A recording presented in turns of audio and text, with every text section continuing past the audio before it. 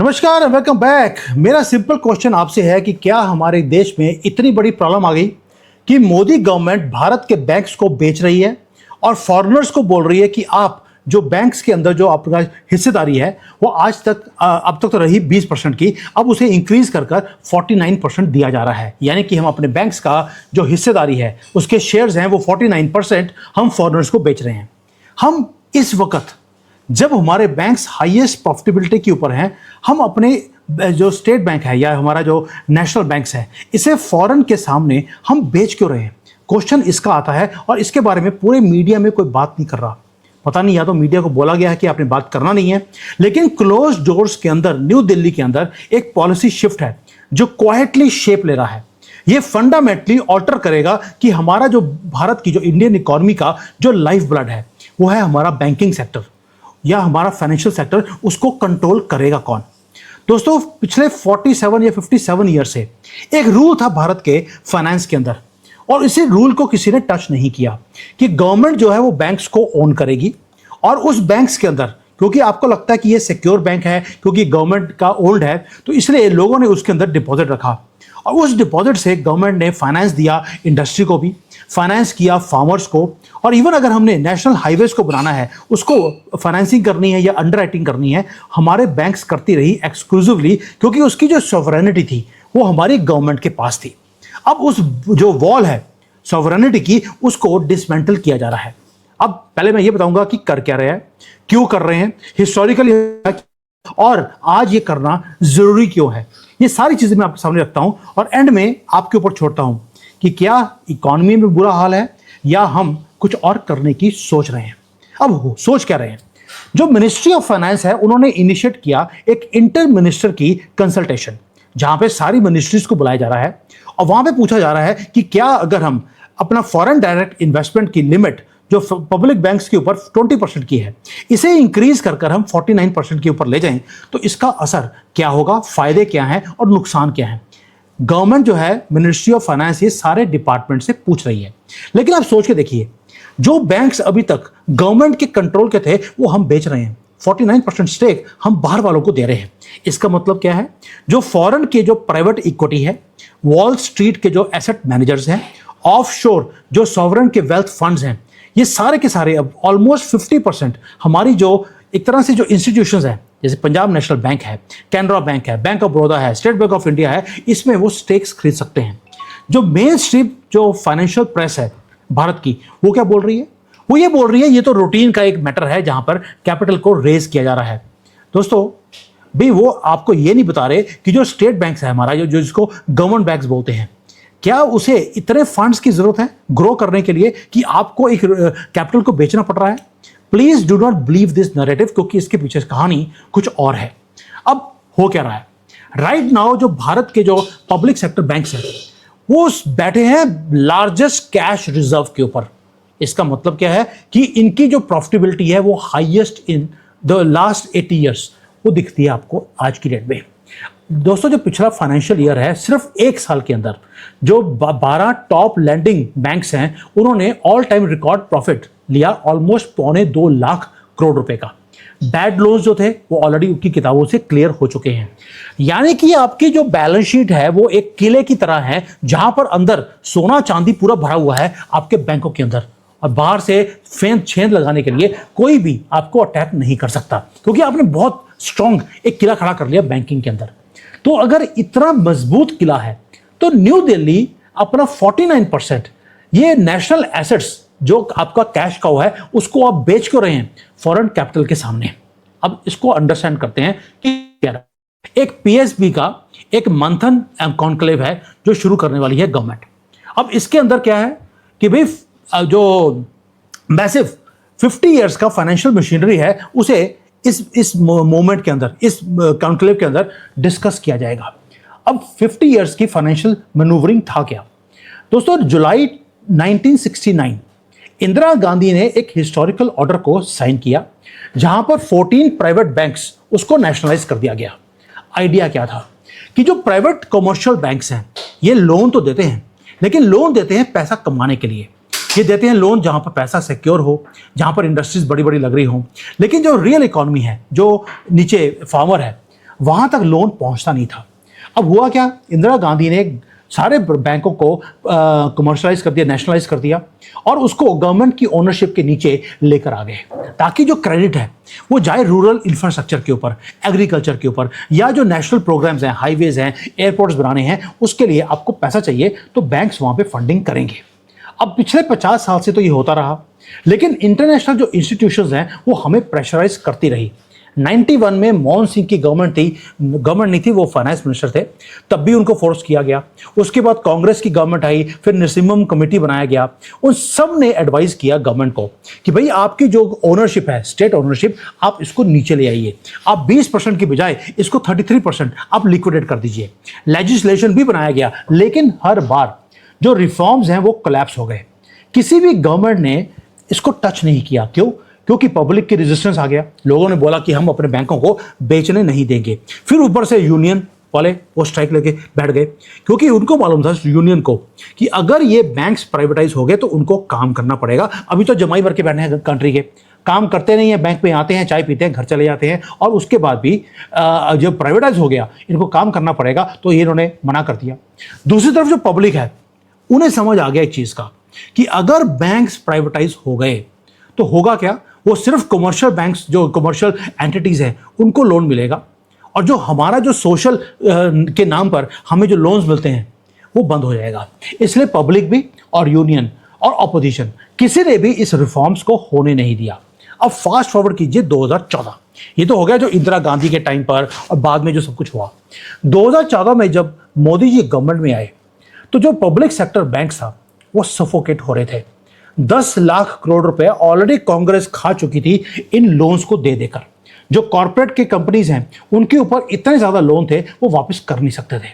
तो Indian government ने क्या किया, 5 साल लगे रहे, ये जो बैड लोन्स हैं इसको पहले कम किया। जो बड़े बड़े कॉर्पोरेट्स हैं उनको बोला आपको और लोन नहीं मिलेंगे, जो लोन लिया है आहिस्ता आहिस्ता आप वापस करते रहिए। और जहां पर बैड लोन्स थे बैंकों को पैसा दिया गया कि तुम ये जो लोन खत्म हो गए हैं इसको आप खत्म करो किताबों में से, इसके लिए आपको आगे बैंक को चलाने के लिए पैसा चाहिए, तो सेंट्रल गवर्नमेंट ने पैसे दिए। अब ये तो हो गया जो आपने किया 2017 से लेकर 2021 तक 3 लाख करोड़ रुपए पब्लिक बैंक्स को दिया गया, इंजेक्ट किया गया कि आप अपनी बैलेंस शीट को क्लीन कर लीजिए। जितने पुराने बैड लोन्स थे वो सारे खत्म कर दिए, किताबें साफ कर दी, और उसके बाद आती है कंसोलिडेशन। आपने पहले किताबें साफ करी हैं, उसके बाद क्या किया, आपको मालूम है कि ऑलमोस्ट 25 या 27 बैंक में, ये करेक्ट कर देना, आई थिंक 25 बैंक थे या 27 थे, वो बैंक्स को सिस्टमेटिकली मर्ज किया गया ताकि 12 मेगा बैंक्स वो खड़े हो जाएं, बाकी छोटे मोटे बैंक्स को मर्ज कर दिया। अब ये तो हो गया 2021 में जो काम किया। उसके बाद इन्होंने बोल दिया कि भाई अब हम एक इंटेंशन दिखाया कि इन सारे बैंक्स को, जब बड़े साइज हो गए हैं, इसको हम प्राइवेटाइज अब करने वाले हैं। ये सिर्फ एक इंडिकेशन था 2021 में, लेकिन काम नहीं हुआ। प्लान इमीडिएटली क्यों नहीं हुआ, प्लान इंप्लीमेंट क्यों नहीं हुआ, क्योंकि एक पॉलिटिकल जो ब्रिक वॉल होती है उसके अंदर आकर उसने हिट कर दिया। पहली बात यह है कि 8 लाख से ज्यादा बैंक के एम्प्लॉयज हैं, उन्होंने रेजिस्ट किया। उसके बाद जो ट्रेड यूनियंस हैं वो सामने आ गई। फिर उसके बाद जो इलेक्टोरेट का जो सेंसिटिव मैटर है ये वाला, उसमें पब्लिक की जो सेंटिमेंट्स है वो अगेंस्ट हो गए। तो मोदी गवर्नमेंट ने इसको टच नहीं किया, क्योंकि 2024 के इलेक्शन आने वाले थे। फुल स्केल प्राइवेटाइजेशन वो पॉलिटिकल एक सुसाइड था, गवर्नमेंट ने नहीं किया। अब आते हैं कि 2021 में नहीं किया तो 2026 में आप क्यों कर रहे हैं, जब आपकी बुक्स साफ है, बैंक्स के पास प्रॉफिट है, और आपको मालूम है कि ना तो यूनियन रुकेगी, ना ऑपोजिशन रुकेगी, और ना ही लोग मानेंगे, तो आप करेंगे कैसे। यहां पे आती है ब्यूटी कि काम कर कैसे रही है गवर्नमेंट। दोस्तों, प्लेबुक क्या है? प्लेबुक है कि इसको अब करना है, ताकि लेकिन ये प्रोटेस्ट ना हो, इसके लिए इन्होंने मैथमेटिक्स को चेंज कर दिया। वो कैसे? पहली बात यह है कि अगर एफडीआई का कैप को आप 49% कर देते हैं तो उससे होगा क्या, जो गवर्नमेंट है उसके पास 51% का स्टेक गवर्नमेंट के पास रहेगा। पेपर पे लिखा जाएगा ये पब्लिक सेक्टर बैंक है या गवर्नमेंट ओन्ड बैंक है। गवर्नमेंट अवॉइड करेगी यूनियंस को, आपको, ऑपोजिशन को, और ना ही पार्लियामेंट में कोई शोडाउन होगा, कोई पॉलिटिकल वहां पे ड्रामे नहीं होंगे। यूनियंस वाले जो प्रोटेस्ट है वो कर नहीं सकते। क्यों? क्योंकि गवर्नमेंट बैंक में काम कर रहे हैं, मेजॉरिटी स्टेक होल्डर तो गवर्नमेंट है, इसलिए सारी चीजों को बाईपास करके 49% का स्टेक इन्होंने बेचने की सोच ली। अब गवर्नमेंट को फायदा क्या है? गवर्नमेंट को यह है कि जो फॉरेन का जो मनी है वो सारे के सारा बैंक यहाँ पे भारत के बैंकों में आना शुरू हो जाएगा। गवर्नमेंट कितना पैसा मांग रही है आपको अंदाजा है? $500 बिलियन, बी फॉर बॉम्बे। उतना बिलियन डॉलर गवर्नमेंट अपने बैंकों के स्टेक को बेचकर इकट्ठा कर रही है। अब ये $500 बिलियन जब यहाँ पर आएगा तो उससे फायदा क्या होगा? उससे जो हमारा फिजिकल जो ये डेफिसिट है उसके ऊपर प्रेशर कम हो जाएगा, हमारे जो फॉरेन एक्सचेंज के रिजर्व्स हैं वो और स्ट्रेंथन हो जाएंगे, और जो हमारे बैंक की एसेट्स हैं वो बढ़ेंगी, उसका साइज बड़ा होगा और वो इंटरनेशनलाइज हो जाएंगे, और विकसित भारत के लिए एक रोड मैप बनाया जाएगा जहां पर आपके पास एक सुपर बॉम्ब नहीं बैंक्स बनेंगे जो दुनिया भर में छाने वाले हैं। दोस्तों देखने में लगता है कि यार ये तो परफेक्ट है, इससे बढ़िया स्कीम क्या हो सकती है? 500 बिलियन भी मिल गया आपको, बाहर की टेक्नोलॉजी भी मिल गई और आप अपने स्केल को बड़ा भी कर रहे हैं। लेकिन इसके अंदर कुछ चीजें, एक कॉम्प्रोमाइज है जो हमें करना पड़ेगा, जो कोई भी इसके बारे में बात नहीं कर रहा, और ये बहुत बड़ा क्रिटिकल पीस है। वो क्या है? वो ये है कि भी आपने बोर्ड रूम का जो स्ट्रक्चर है वो कैसे करेंगे, क्योंकि आज की डेट में जो 20% आपने बेचा हुआ है, जिसने लिया है या जिसने भी पैसे लगाए हैं बैंकों के अंदर, उसकी से ऑलमोस्ट जीरो है। जो करंट बैंकिंग का कंपनीज एक्ट है उसको आप देखेंगे तो उसके अंदर यह है कि अगर प्राइवेट एंटिटी वो अगर 20% के शेयर खरीद भी लेती है तो उसके पास जो वोटिंग राइट्स हैं वो सिर्फ 10% है। आपके पास हिस्सेदारी 20% की है लेकिन वोटिंग राइट सिर्फ 10% की है। अब होगा क्या? जब ग्लोबल बड़ी बड़ी इंस्टीट्यूशंस, इन्वेस्टर्स, गल्फ के जो सॉवरन वेल्थ फंड्स हैं, वॉल स्ट्रीट के जो बड़े बड़े ये धुरंधर बैठे हैं, जब वो आएंगे यहाँ पर $500 बिलियन इन्वेस्ट करेंगे, तो क्या वो ये डिमांड नहीं करेंगे कि ये जो आपने 10% का कंट्रोल हमें दिया है, हमें ये भी 49% का कंट्रोल चाहिए? भाई ये तो हो नहीं सकता कि वो बैंक में पैसा भी लगाएं और उनकी से भी ना हो। पहली बात ये है कि आप अपनी से को कम कर रहे हैं और बाहर वाले की से को आप इंक्रीज कर रहे हैं, बिकॉज वो साइलेंट पार्टनर बनकर यहां पर पैसा नहीं लगाएंगे। पैसा भी कम नहीं है, $500 बिलियन इन्वेस्ट करने की बातें हो रही हैं। We are talking of 5 lakh crore rupees. दूसरा, जो कैपिटल है, बाहर से पैसा है, जब यहां पर आएगा वो 49% का बैंक में इक्विटी लेंगे, ऊपर जो बोर्ड की जो सीटें हैं उसके ऊपर बढ़ना शुरू हो जाएगा। जब ये होगा तो उससे एक ही चीज होगी, जब वो आकर हमारे बोर्ड में बैठेंगे तो पैसा किसको लेंड करना है, किसको नहीं करना, वो भी वही डिसाइड करेंगे, वो गवर्नमेंट के हाथ में नहीं रहेगा। अब इंडियन लॉ क्या कहता है? ये तो हो गया कंपनी लॉ। इंडियन लॉ ये कहता है कि जो स्टेट बैंक, जिसको नॉट स्टेट बैंक, जो पब्लिक बैंक्स हैं, वो मैंडेटरी है उनके लिए कि 40% आपको लैंडिंग करनी है प्रायोरिटी सेक्टर। अब प्रायोरिटी सेक्टर क्या है? कई बार आपको लोन देने पड़ते हैं सब्सिडी के ऊपर फार्मर्स को, या छोटे जो स्मॉल एंड मीडियम एंटरप्राइजेस हैं उनको, रूरल हाउसिंग देनी है, एजुकेशन देना है, ये मैंडेटरी है। बैंक्स को 40% लोन इन सबको देने पड़ते हैं। लेकिन जो अगर ये हो गया, अगर बैंक अनप्रॉफिटेबल है तो भी आपको ये सारे काम करने पड़ेंगे और गांव के अंदर आपको ब्रांचेस खोलनी पड़ेगी। यहां तक कि जो जन धन के अकाउंट हैं, बेशक 2 अकाउंट खुले हों पूरे बैंक में, आपको बैंक की ब्रांच आप बंद नहीं कर सकते। और जो बैंक का मैनेजर होता है वो अगर सिटीज में काम कर रहा है, मुंबई में, तो उसे किसी ना किसी गांव में जाकर भी काम करना पड़ता है। ये मैंडेटरी है, हमारा इंडियन बैंकिंग लॉ में ये चीजें लिखी हैं। लेकिन जिस दिन ये बाहर से पैसा आएगा, उनके पास 49% का स्टेक हो जाएगा। उनका कोई इंटरेस्ट नहीं होगा कि वो रूरल, जो गांव के अंदर जो वेलफेयर बैंकिंग है उसको करें या ब्रांचेस को खोलें जहां पे खर्चा हो रहा है, प्रॉफिट है नहीं। फॉरेन प्राइवेट इक्विटी वो यहां पर इन्वेस्ट करेगा क्योंकि उसको प्रॉफिट कमाना है। दे डू नॉट वांट कि यहां पर ये जो है ना, ये वेलफेयर के काम आप करते रहें और पैसे वो भरते रहे, ऐसा नहीं हो सकता। उनको डिविडेंड चाहिए, और उनको चाहिए, एक वर्ड होता है फाइनेंस में, कैपिटल ऑप्टिमाइजेशन, उनको वो चाहिए। उसके लिए आपको जो गांव की ब्रांचेस हैं वो बंद करनी पड़ेंगी, वेलफेयर के काम बंद करने पड़ेंगे। दूसरा एक और है, जब बोर्ड के अंदर वो बैठेंगे तो बोलेंगे हमें तो मार्जिन ज़्यादा चाहिए, उसके लिए रेट ऑफ इंटरेस्ट को बढ़ाया जाएगा। अपना स्प्रेड जो है आजकल, अगर जो एफडीआर का रेट है अगर 6% है तो बैंक 10% पे, 9% पे आपको लोन देता है, तो 3-4% का स्प्रेड उन्होंने रखा हुआ है। जब फॉरेन के बैंक्स आएंगे वो बोलेंगे इसको 5 पे ले जाओ, इसको 6 पे लग जाओ।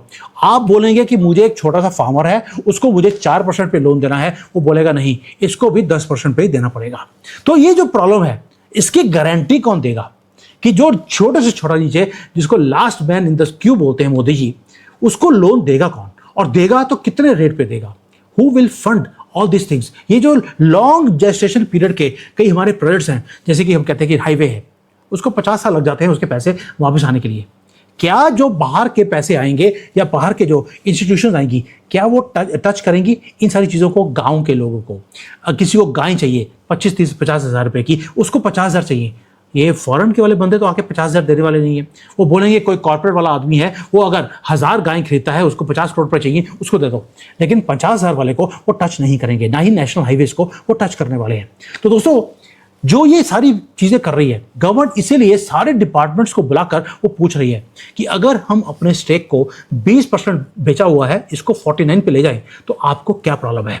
इसलिए गवर्नमेंट ने कई काम पहले से शुरू कर दिए। आपको याद होगा, मैंने वीडियो बनाया था कि जो नॉन बैंकिंग फाइनेंशियल कॉर्पोरेशन है या बैंक्स हैं, उन्हें ऑलरेडी गवर्नमेंट ने बोल दिया कि आप अनसिक्योर्ड लोन जो देते जा रहे हैं, इसको आप बंद कर दीजिए, इसे रेगुलेट करना शुरू कर दीजिए। फॉरेन के जितने बैंक्स हैं वो अपनी दुकानदारी ऑलरेडी बंद करके, रिटेल बैंकिंग की, वो ऑलरेडी देश को छोड़कर वो जा चुके हैं। इसका मतलब है कि क्लीन अप इस पॉलिसी के ऊपर ऑलरेडी पहले से करना शुरू कर दिया। फ्रेमवर्क ऑलरेडी ये है, बनाया हुआ है। मोदी जी ने अभी अनाउंस भी किया है कि हम चाहते हैं कि हमारे पास कंट्री में वर्ल्ड क्लास बैंकिंग एक्सपीरियंस हो और भारत का एक बैंक टॉप 5 बैंक्स में दुनिया के अंदर आना चाहिए। इसलिए हर चीज को यहां पर चेंज किया जा रहा है। अब पता कैसे लगेगा कि आगे आके क्या होगा? मोदी जी की विजन बिल्कुल क्लियर है कि जो नंबर ऑफ बैंक्स है भारत में, वो थोड़े से और कम किया जाए। उसमें फॉरेन की जो पार्टिसिपेशन है जब आएगी, तो वो इंटरनेशनल बैंकिंग एक्सपीरियंस भारत में लेके आएगी। उससे आपको जो एक्सपीरियंस मिलेगा बैंकिंग का, वो डिफरेंट होगा। और हर चेंज की जा रही है वो इसलिए है ताकि भारत के बैंक्स की जो लेवल है, जो स्टेटस है पूरे दुनिया में, वो बढ़ जाए। चाइना ने भी ये काम किया था, अब मोदी जी वही काम करने वाले हैं। बट मैं हमेशा बोलता हूं, जब आप कोई चेंज लेके आते हैं, उसकी एक प्राइस है जो हमें पे करनी पड़ती है। वो कौन सी प्राइस है वो हमें बाद में पता लगेगा। सिर्फ प्रायोरिटी सेक्टर वाला जो मैटर है वो, और प्लस आपका जो कंट्रोल है, आपकी जो सॉवरेनिटी है बैंकिंग सेक्टर के ऊपर, वो कितनी आपके हाथ में रहेगी, ये वक्त बताएगा। इसका जो फ्रेमवर्क है जब बनेगा तब पता लगेगा। अभी तो डिस्कशन चल रही है, but government is very serious कि अगले बजट से पहले इसको इंप्लीमेंट कर दिया जाए। अब होगा क्या? पहली बात तो यह है कि पहले देखना है कि कौन कौन से स्पेसिफिक बैंक्स हैं जिसको गवर्नमेंट ऑफ इंडिया बेचने वाली है। वो सारे बैंक्स को इकट्ठा नहीं बेचेगी, ये मेरा अपना मानना है। अब मार्केट के अंदर लीडर्स कौन है? बैंक ऑफ बड़ौदा है, पीएनबी है, पंजाब नेशनल बैंक है, स्टेट बैंक ऑफ इंडिया है, कैनरा बैंक है। क्या इनको अब पहले सामने रखा जाएगा एज अ बेट कि भाई ये बैंक्स हैं, ये प्रॉफिटेबल हैं, पहले हम इसका स्टेक आपको बेचते हैं, ताकि जो फॉरेन के फंड्स हैं पहले इन बैंकों में आए। गवर्नमेंट ने पहले भी ऐसे किया था। जो छोटे मोटे बैंक्स थे उनके अंदर पहले फंडिंग लेकर आए मिडल ईस्ट से। वो एक्सपेरिमेंट बहुत जबरदस्त गया। अब ये लेके आ रहे हैं बड़े बड़े बैंक्स को। कौन से बैंक्स है अभी इसका नाम बाहर नहीं आया है। ये मेरा अपना अनुमान है कि जो बैंक्स ऑलरेडी बहुत ज़्यादा प्रॉफिटेबल हैं पहले उनको लेके आया जाएगा, ताकि सामने वाले के मुंह में पानी आना शुरू हो जाए। जब बड़े बैंक्स में, प्रॉफिटेबल बैंक्स में पैसा आ जाएगा, फिर कोई थोड़े बहुत लटकते पटकते हुए जो बैंक्स हैं, फिर उनको साथ में बोला जाएगा कि भाई आपने अगर बड़ा बैंक लिया है तो साथ में छोटा बैंक भी लेना पड़ेगा। ये तो हो गया पहला चीज़, ताकि जो ग्लोबल ये जो रीसेटिंग है हमारे बैंक्स की, वो शुरू हो सके। अगला जो मैटर है तो मुझे लगता है वो है लेजिस्लेशन के अंदर, कि जब कोई रूल बनाया जाएगा, कोई अगला पार्लियामेंट का सेशन होगा, उसमें गवर्नमेंट कौन सा अमेंडमेंट लेके आती है। क्या जो ये कैप है कि फॉरेन का जो इन्वेस्टमेंट आया उसका बेशक 20% स्टेक है, लेकिन वो 10% से ज़्यादा वो वोटिंग राइट्स नहीं रखता, ये तो हमारे पार्लियामेंट में लिखा हुआ है। क्या उसको चेंज किया जाएगा कि अगर आपकी हिस्सेदारी 49% है तो आपकी जो से है बोर्ड के अंदर वो भी 49% होने वाली है। क्या इसके ऊपर चेंज आएगा तो पता लग जाएगा कि यस, ये पॉलिसी अब फ्रेम हो चुकी है, इसे गवर्नमेंट इंप्लीमेंट करने वाली है। और लास्टली है जो मेरा सबसे ज़्यादा टची पॉइंट है, वो है प्रायोरिटी सेक्टर की लैंडिंग। उसकी गाइडलाइंस वो क्या आएंगी? क्या रिजर्व बैंक उसको भी रिलैक्स कर देगा कि भाई 40% आपको रूरल फंडिंग के लिए या एमएसएमई को फंडिंग के लिए कोई ज़रूरत नहीं है बैंकों को?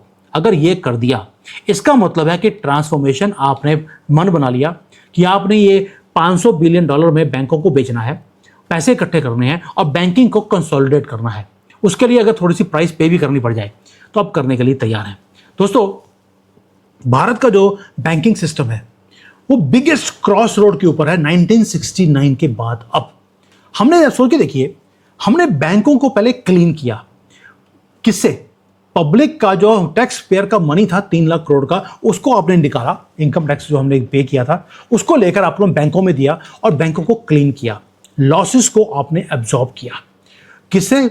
सॉवरेन गारंटीज के थ्रू।